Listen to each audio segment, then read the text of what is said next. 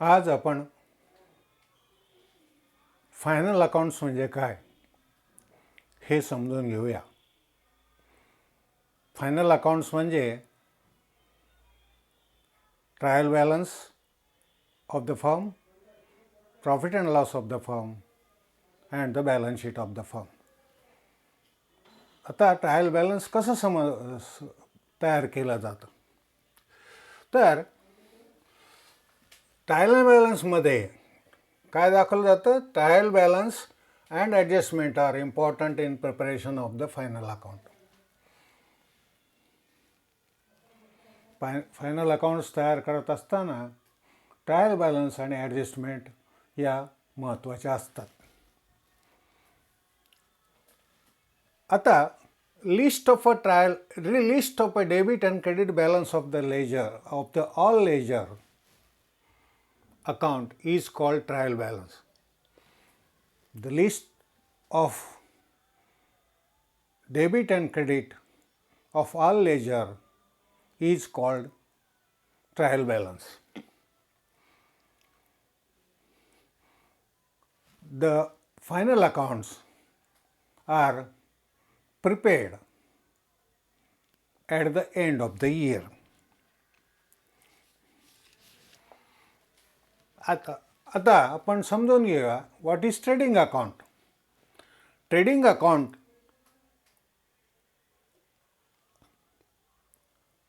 shows the gross profit or gross loss, and profit and loss account show the net profit or net loss of the firm. आता trading account चा जो balance येतो त्याला आपण म्हणतो gross profit किंवा gross loss, आणि profit and loss अकाउंटचा जो बॅलन्स येतो डेबिट किंवा क्रेडिट त्याला म्हणतो आपण नेट प्रॉफिट और नेट लॉस. आता याच्यानंतर द बॅलन्स शीट. आता बॅलन्स शीट म्हणजे काय? The balance sheet shows the financial position in the firm of the assets and liability at the end of year. फर्मच्या वर्षाच्या शेवटी असलेले ॲसेट्स आणि लायबिलिटी हे बॅलन्स शीट दाखवतं. म्हणजे balance sheet show the financial position. Financial position म्हणजे आर्थिक जी पद्धती आहे किंवा आर्थिक पोझिशन म्हणजे स्थिती, shows the आर्थिक position of the business in the form of assets and liability of the at the end of the year. म्हणजे वर्षाच्या शेवटी फर्मची ॲसेट्स अँड लायबिलिटीची स्थिती म्हणजे पोझिशन काय आहे हे दाखवलं जातं. आता ट्रेडिंग अकाउंट म्हणजे काय आपण समजून घेऊया. Trading account is a nominal account. Trading account हे नॉमिनल अकाउंट आहे. नॉमिनल अकाउंट म्हणजे काय? Debit the expenses and losses, credit the gains. आता trading account is open in the trading organization for the purpose of find out the gross profit or gross loss. Trading organisation trade करणाऱ्या ज्या संस्था असतात, व्यापार वस्तूंची देवाणघेवाण करणाऱ्या ज्या संस्था असतात, त्या संस्थेमध्ये ट्रेडिंग अकाउंट हे ठेवलं जातं. कशासाठी?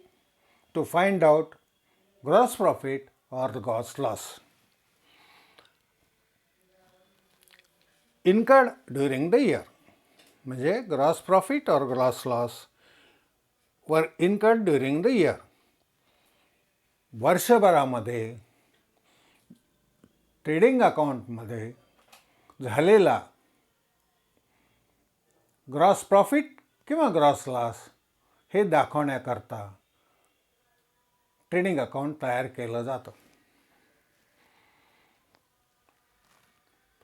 आता in the debit side of this account all direct expenses are recorded. लक्षात घ्या, हा शब्द फार महत्त्वाचा आहे. हा तुम्हाला मी सांगितलेला आहे की प्रश्न देत असताना चकवा केला जातो. त्याच्यामुळं ट्रेडिंग अकाउंट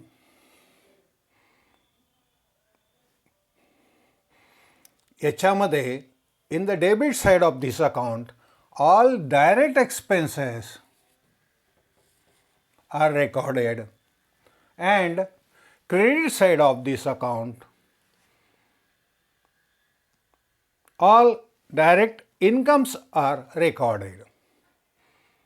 म्हणजे ट्रेडिंग अकाउंटमध्ये फक्त आणि फक्त डायरेक्ट एक्सपेन्सेस किंवा डायरेक्ट इन्कम याची नोंद केली जाते. आता जर ट्रेडिंग अकाउंटची जमा बाजू म्हणजे credit side of the trading account is more than the debit side, म्हणजे नावे बाजूपेक्षा ट्रेडिंग अकाउंटची जर जमा बाजू जास्त असेल तर त्याला म्हणतात ग्रॉस प्रॉफिट. त्याच्या उलट ट्रेडिंग अकाउंटचे जर नावे बाजू ही जमा बाजूपेक्षा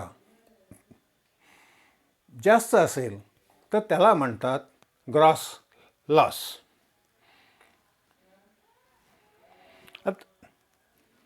ग्रॉस प्रॉफिट किंवा ग्रॉस लॉस हा प्रॉफिट अँड लॉसमध्ये ट्रान्सफर केला जातो. आपण ट्रेडिंग अकाउंटमध्ये कोणकोणत्या गोष्टीचा समावेश होतो आणि ट्रेडिंग अकाउंट हे कधी तयार केलं जातं. तर पहिल्यांदा trading account for the year ended म्हणजे त्या वर्षाच्या शेवटी तयार केलं जातं. तर त्याच्यामध्ये डेबिट साईडला कोणकोणते घटक येतात. तर पहिला आहे ओपनिंग स्टॉक. आता ओपनिंग स्टॉक म्हणजे काय की last year closing stock is non as a opening stock of the next year. म्हणजे मागच्या वर्षी ट्रेडिंग अकाउंटला जो क्लोजिंग स्टॉक येतो तो क्लोजिंग स्टॉक पुढच्या वर्षी ट्रेडिंग अकाउंटला ओपनिंग स्टॉक म्हणून घेतला जातो. दुसरं आहे टू परचेसेस. परचेसेस म्हणजे काय? खरेदी केलेला माल. आता त्या मालापैकी जर काही माल काही कारणास्तव परत केला, डिफेक्टिव्ह आहे म्हणा किंवा इतर काही कारणासाठी, तर तो परचेसमधनं लेस केला जातो. लेस रिटर्न आउटवर्ड आणि नेट बॅलन्स हा आउटर कॉलमला घेतला जातो. आता कॅरेज इनवर्ड. तर कॅरेज इनवर्ड म्हणजे काय?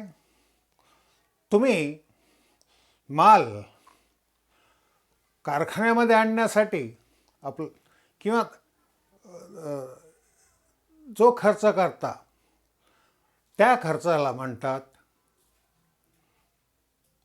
Carriage inward. म्हणजे तो रेल्वे मार्गे पण असतो किंवा विमानमार्गे पण असतो. इम्पोर्ट केलेला असतो किंवा रेल्वेतनं आपण खरेदी केलेला असतो रेल्वे मार्गे. फ्रेट म्हणजे काय? तर भाडं. आपण जर माल आणण्यासाठी जर भाडं दिलं तर त्याला म्हणतात फ्रेट. तो घेतला जातो डेबिट साईडला. त्याच्यानंतर डॉक चार्जेस. डॉक चार्जेस म्हणजे तुम्ही जर माल आयात केला तर बंदरावर जे चार्जेस द्यावे लागतात त्या चार्जेसला म्हणतात डॉक चार्जेस. त्याचप्रमाणे कस्टम ड्युटी. कस्टम ड्युटी म्हणजे काय की तुम्ही खरेदी केलेल्या मालावर जर काही कस्टम ड्युटी असेल तर ती कस्टम ड्युटी ही ट्रेडिंग अकाउंटच्या डेबिट साईडला जाते. आता मॅन्युफॅक्चरिंग वेजेस कोणाचे? तर manufacturing wedges of the employee, म्हणजे वस्तू उत्पादन करण्यासाठी जो खर्च होतो, जो पगार दिला जातो, तो खर्च, तो पगार हा ट्रेडिंग अकाउंटच्या डेबिट साईडला घेतला जातो. आता वेजेस अँड सॅलरीज. आता वेजेस अँड सॅलरी हा त्या प्रोडक्शन करता जो तुम्ही कामगारांना पगार देता किंवा रोजंदारीवर रक्कम देता त्याला म्हणतात वेजेस अँड सॅलरी. ते डेबिट साईडला घेतलं जातं. त्याच्यानंतर इम्पोर्ट ड्युटी म्हणजे आयात करण्यासाठी जर तुम्ही काही ड्युटी दिली, कर द्यावा लागला असेल तर त्याला म्हणतात इम्पोर्ट ड्युटी. त्याच्यापुढे coke, coal, gas, oil, wages and grease. आता तुम्हाला प्रोडक्शन करण्याकरता जर कोळसा, ग्रीस, ऑइल, गॅस, पाणी इत्यादी गोष्टी लागल्या, त्यासाठी येणारा खर्च हा ट्रेडिंगच्या डेबिट साईडला घेतला जातो. त्याच्यानंतर royalty on purchase of production. Royalty म्हणजे काय की त्याला एक ठराविक रक्कम अदा करायची. आता ही रक्कम कधी अदा केली जाते? जर खाणीतनं तुम्ही काही खनिज पदार्थ घेतले तर ते घेण्यासाठी तुम्हाला रॉयल्टी अदा करावी लागते. ते ट्रेडिंग अकाउंटच्या डेबिट साईडला जातं. त्याच्यानंतर प्रायमरी पॅकिंग चार्जेस. तुम्ही तयार केलेल्या वस्तूचं प्रायमरी म्हणजे सुरुवातीचं प्रथमतः जे पॅकिंग केलं जातं ते चार्जेस हे ट्रेडिंग अकाउंटच्या डेबिट साईडला घेतले जातात. त्याच्यानंतर फॅक्टरी लाईटिंग अँड हिटिंग. फॅक्टरीचे वीज बिल असतं किंवा विजेचा जो खर्च असतो तो हा ट्रेडिंग अकाउंटच्या डेबिट साईडला घेतला जातो. Factory rent and rates. फॅक्टरीचं भाडं किंवा पट्टी ही देखील ट्रेडिंग अकाउंटच्या डेबिट साईडला घेतली जाते. त्याच्यानंतर फॅक्टरी इन्शुरन्स. फॅक्टरीकरता जर तुम्ही काही विमा उतरवलेला असेल तर तो ट्रेडिंग अकाउंटच्या डेबिट साईडला जातो. आणि works manager salary. Works manager salary म्हणजे जो प्रोडक्शन करतो त्या मॅनेजरची जी सॅलरी किंवा पगार असतो तो पगार हा ट्रेडिंग अकाउंटच्या डेबिट साईडला जातो. आणि gross profit or gross loss. जर तुम्हाला ग्रॉस प्रॉफिट झाला तर तो डेबिट साईडला दाखवला जातो. To gross profit carried down. आणि आता आपण क्रेडिट साईड पाहूया. आता क्रेडिट साईड काय आहे? पहिल्यांदा आहे बाय सेल्स. म्हणजे तुम्ही माल विकला त्याला म्हणायचं सेल्स. आता विकलेल्या मालापैकी काही जर माल परत आला त्याला म्हटलं रिटर्न इनवर्ड. तो सेल्समधनं वजा करून नेट बॅलन्स पुढं घेतला जातो. आता पुढचे जे आयटम्स आहेत ते आपण समजून घेऊया. By goods lost by fire. आता by goods lost by fire हे जे आहे हे परचेसमधनं कमी केलं जातं किंवा प्रॉफिट अँड लॉस अकाउंटच्या डेबिट साईडला दाखवलं जातं आणि ट्रेडिंग अकाउंटच्या क्रेडिट साईडला दाखवतं. तसंच गुड्स लॉस्ट बाय थेफ्ट, चोरी झालेला माल. तसंच good distribution as a free sample. Free sample म्हणून जो तुम्ही दिलेला असतो तो सॅम्पलचा खर्च देखील प्रॉफिट अँड लॉसच्या डेबिट साईडला जातो ॲडव्हर्टायझिंग म्हणून किंवा ट्रेडिंग अकाउंटच्या क्रेडिट साईडला घेतला जातो. Goods lost by the accident त्याची ट्रीटमेंट देखील same. Goods withdrawn by the partner. जर पार्टनरनी गुड्स घेतले तर ते झाले ड्रॉईंग झाल्यानंतर काय झालं? तुमच्याकडचे गुड्स कमी झाले म्हणून ते घेतले जातात ट्रेडिंग अकाउंटच्या क्रेडिट साईडला. आणि वर्षाच्या अखेरीला परचेस आणि क्रेडिट बाजूमधली रक्कम म्हणजे Wien credit side of the trading account is more than the debit side, तर त्यावेळेला होतो प्रॉफिट. आणि ज्या वेळेला debit side of the trading account is more than the credit side, त्यावेळेला होतो लॉस. आता हे आपण ट्रेडिंग अकाउंट काय आहे ते आज समजून घेतलेलं आहे. आता याच्यानंतर पुढं आपण प्रॉफिट अँड लॉस म्हणजे काय हे उद्याच्या भागात समजून घेऊया. ट्रेडिंग अकाउंट संदर्भातील एक नोट आहे, ती नोट आहे वेजेस अँड सॅलरी संदर्भात. आता काय म्हणतात, when the item wages and salary is given in which wages are appearing first, it should be transfer to trading account. ज्या वेळेला वेजेस अँड सॅलरी दिलेलं असतं आणि त्यावेळेला वेजेस जर अगोदर येत असतील, म्हणजे वेजेस हे सॅलरीच्या अगोदर येत असतील, तर वेजेस अँड सॅलरी ह्याची एंट्री ही ट्रेडिंग अकाउंटच्या डेबिट साईडला होते. आता त्याच्या विरुद्ध when the item salary and wages is given, आता इथं काय दाखवलं आहे, सॅलरी अँड वेजेस. अशा वेळेला काय केलं जातं, सॅलरी अपेअर्स फर्स्ट. याच्यामध्ये सॅलरी फर्स्ट येतं आणि त्याच्यानंतर वेजेस येतं.